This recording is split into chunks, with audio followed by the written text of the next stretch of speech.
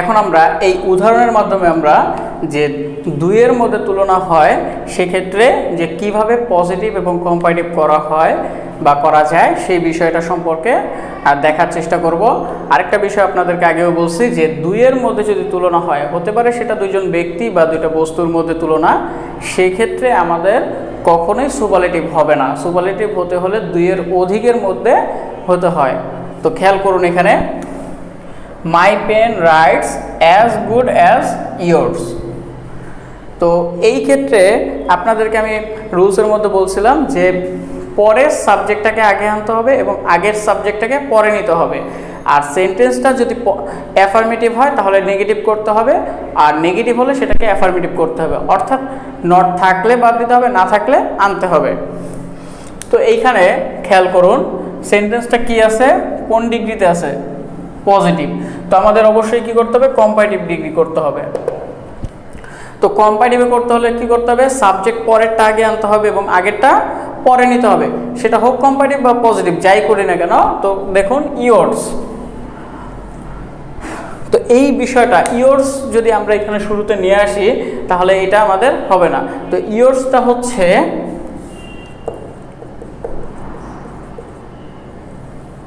পিসি plus noun, মানে হচ্ছে এটা পজিটিভ কেস এবং নাউন একসাথে যখন হয় তখন সেটাকে আমরা বলি double positive. Double positive case বলি তখন আমরা, যেমন এখানে ছিল মাই পেন আর ইয়োর্স দ্বারা বোঝাচ্ছে, ইয়োর হচ্ছে পজিটিভ ফর্ম এবং নাউনটা হবে পেন। অর্থাৎ এখানে ইয়োর্সটা কি পজিটিভ ফর্ম এবং পেনটা হচ্ছে নাউন। তো এখানে আমাদের ইয়োর্স দ্বারা বোঝাচ্ছে ইয়োর পেন। তো ইয়োর পেন, আর যেহেতু এখানে কি আছে আমাদের ভার্বের সাথে অ্যাজ বা ইয়েস আছে, আর অবশ্যই এই সেন্টেন্সটা কি অ্যাফার্মেটিভ। তো অ্যাফার্মেটিভ যেহেতু আছে তাই আমাদের নেগেটিভ করতে হবে ইয়োর পেনের সাথে, আর এটা যেহেতু সিঙ্গুলার তাই হবে does not. Your pen does not, তারপরে ভার্ব হবে right. Your pen does not write, comparative গুডের কম্পারেটিভ হচ্ছে better, better than mine.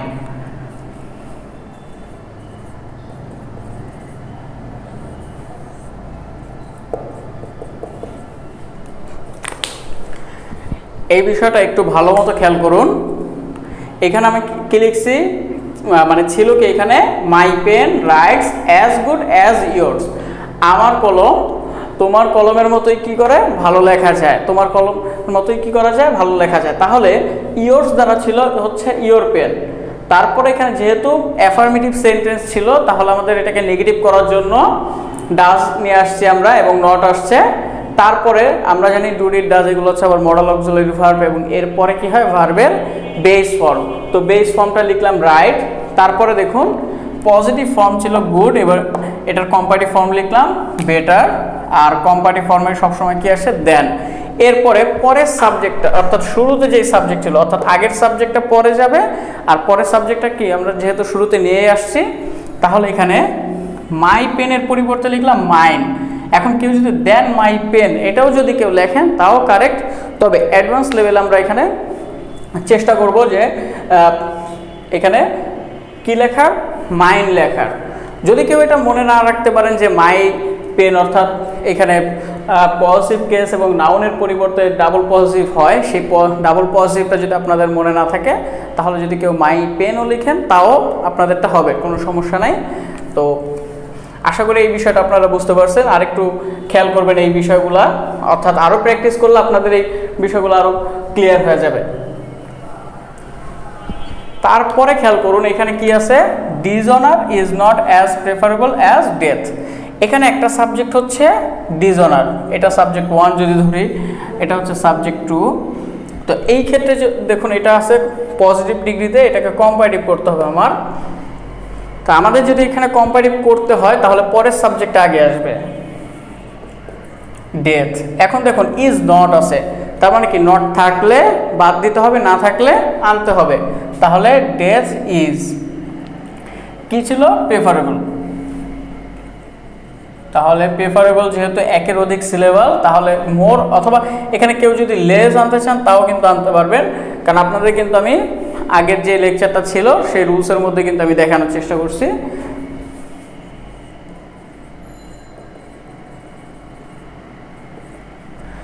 Death is more preferable than dishonour.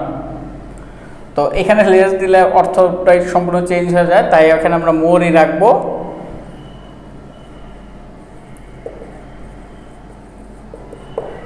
কারণ হচ্ছে খেয়াল করুন এখানে এটার অর্থ কি? Death is more preferable than dishonour, মানে হচ্ছে আমরা মৃত্যুটাকে কিসের অপেক্ষা বেশি প্রেফার করি? অসম্মানে, অর্থাৎ অসম্মানিত হওয়ার থেকে যদি আমাদের মরণ হয় তাও ভালো। অর্থাৎ এই কারণে কিন্তু এখানে আমরা লেস শব্দটা আমরা ইউজ করব না, তাহলে অর্থটা কী হবে? চেঞ্জ হয়ে যাবে।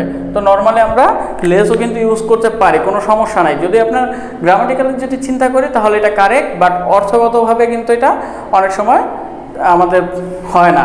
তারপরে খেয়াল করুন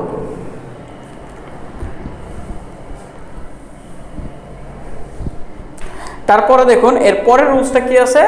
prevention is better then cure. তো এখানে সাবজেক্ট আছে একটা, আর এই শুরুতে আছে সাবজেক্ট আরেকটা, অর্থাৎ দুইটা সাবজেক্ট আছে। তো আপনি এখানে যেটাকে এক দুই যে কোনোটা ধরতে পারেন, কোনো সমস্যা নেই। মানে মূল কাজটাই হচ্ছে আগের সাবজেক্টটা কি হবে? প্রথম সাবজেক্টটা পরে যাবে এবং পরের সাবজেক্টটা আগে আসবে। তাহলে এটা কোন ফর্মে আছে? কম্পারেটিভ। তাহলে কি করতে হবে? পজিটিভ করতে হবে। তো যদি আমরা পজিটিভ করতে চাই, পরের সাবজেক্টটা আগে নিয়ে আসলাম, কিওর। এখন কি আছে? ইজ আছে, এটার সাথে কিওরের সাথে ইজ হবে। নট থাকলে বাদ দেবো, না থাকলে আনবো, যেহেতু নাই তার মানে আমরা নিয়ে আসছি ইজ নট। তারপরে পজিটিভ ডিগ্রি নিয়ে আমরা কি অ্যাজ অথবা সো ইউজ করতে পারি, অ্যাজ প্রিভেনশন।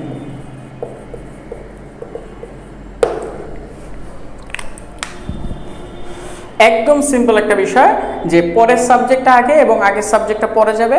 কম্পারেটিভ ফর্ম ছিল, আমরা পজিটিভ করার সময় পজিটিভ ফর্ম লিখছি, আর কম্পারেটিভ যদি ডিগ্রি হইতো তাহলে আমরা কম্পারেটিভ ডিগ্রিতে অর্থাৎ কম্পারেটিভ ফর্মটা লিখতাম। এটাই হচ্ছে পার্থক্য, আর কিছু নাই। তো খেয়াল করেন এর পরেরটা, এরপরে কি আছে এটা একটু খেয়াল করুন। As plus degree plus as, তার মানে হচ্ছে এটা পজিটিভ আছে, কম্পারেটিভ করতে হবে। আর অবশ্যই কিন্তু এখানে দুইয়ের মধ্যে তুলনা হচ্ছে। আমি কিন্তু আগে বলছি যে দুইয়ের মধ্যে তুলনা বুঝালেই কিন্তু এই রুলসটা। এখানে কার সাথে তুলনা হচ্ছে? হি এবং হিজ ব্রাদারের সাথে। তো খেয়াল করুন পরের সাবজেক্টে কি আছে? His brother, his brother. তো আমরা আনলাম। এখন এই দেখুন যে আমাদের পজিটিভ ডিগ্রিটা কি অ্যাফার্মেটিভ নাকি নেগেটিভ, অর্থাৎ নট যেহেতু নাই তার মানে নট আনতে হবে। আর এখানে ভার্ব কি আছে? ফিনিশড, অর্থাৎ পাস্ট ফর্ম আছে, তার মানে হচ্ছে ডিড আসবে এখানে। পাস্ট টেন্সের ক্ষেত্রে আমরা টেন্সের স্ট্রাকচার আমরা দেখছি যে ডুড আসে কোথায়? প্রেজেন্ট ইনডিফিনিট টেন্সের ক্ষেত্রে নেগেটিভ অথবা কোশ্চেন যখন হয়। আর ডিড আসে কখন? যখন পাস্ট ইনডিফিনিট হয়, সেই টেন্সকে যখন আমরা নেগেটিভ অথবা ইন্টারোগেটিভ করতে চাই তখন আমরা ডিড নিয়ে আসি। তো এখানে ডিড আসছে আমাদের পাস্ট ইনডিফিনিট টেন্সের নেগেটিভের কারণে। আর ডু ডিড ডাজের পরে যেহেতু বেস ফর্ম হয় তাই এখানে হবে base form. His brother did not finish, যেহেতু সাকসেসফুলি, যেহেতু এখানে একের অধিক সিলেবল তাই হবে মোর।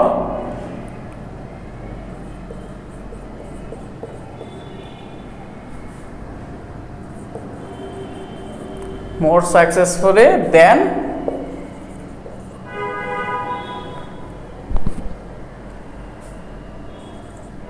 হি। তো এখানে অনেকেই লিখতে পারে হিম, যেটা সম্পূর্ণ ভুল। কারণ হচ্ছে অ্যাজ এবং দেনের পরে সবসময় সাবজেক্টিভ প্রোনাউন হয়। আরেকটা বিষয় হচ্ছে আপনার এখানে সাবজেক্টের সাথে তুলনা হচ্ছে। এখানে হি ছিল এখানে সাবজেক্ট, অর্থাৎ সাবজেক্টিভ প্রোনাউন, তার মানে এখানে অবজেক্টের সাথে তুলনা হয় নাই। যেহেতু এখানে সাবজেক্টের সাথে তুলনা হয়েছে তাই এখানে আমাদের সাবজেক্টে লিখতে হবে। সেই কারণে এখানে হিম লেখা যাবে না, অর্থাৎ হি লিখতে হবে। অনেকে আই থাকে, সেক্ষেত্রে আমরা কি লিখি, মি লিখি, কিন্তু এটাও ভুল। যেমন he is better than me হবে না, হবে কি I. He is better than I.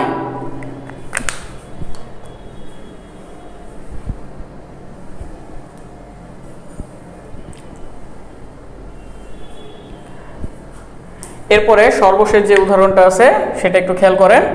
Sajid is not happier than Ashiq. তার মানে এখানে হ্যাপিয়ার দেন আছে, অর্থাৎ কম্পারেটিভ ফর্ম আছে, আমাদের পজিটিভ করতে হবে। তাহলে পজিটিভ যদি আমরা করি তাহলে কি আসবে, পরের সাবজেক্টটা আগে।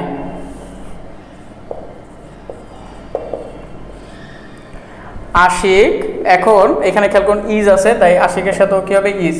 নট থাকলে বাদ দিব, না থাকলে নিয়ে আসবো। তাই যেহেতু ছিল তাই বাদ দিলাম। আশিক ইজ অ্যাজ অথবা সো হ্যাপি, অর্থাৎ কম্পারেটিভ ফর্ম থেকে আমরা কি লিখলাম, পজিটিভ ফর্ম লিখলাম। তার মানে সেন্টেন্সটা কি দাঁড়ালো, আশিক ইজ অ্যাজ অথবা সো হ্যাপি অ্যাজ সাজিদ। তো এই ছিল মোটামুটি আমাদের ডিগ্রির যে প্র্যাকটিসটা। তো আপনারা আরও যদি ভালো মানে প্র্যাকটিস করতে পারেন, অর্থাৎ বিভিন্ন বই আছে বা আপনাদের বিভিন্নভাবে আপনাদের যে বইগুলো আছে বা টেস্ট পেপার আছে সেগুলো থেকে যদি প্র্যাকটিস করেন তাহলে এই ডিগ্রির বিষয়টা আরও বেশি ক্লিয়ার হয়ে যাবে। তো ধন্যবাদ সবাইকে, ভালো থাকুন, সুস্থ থাকুন, আর আল্লাহ হাফেজ।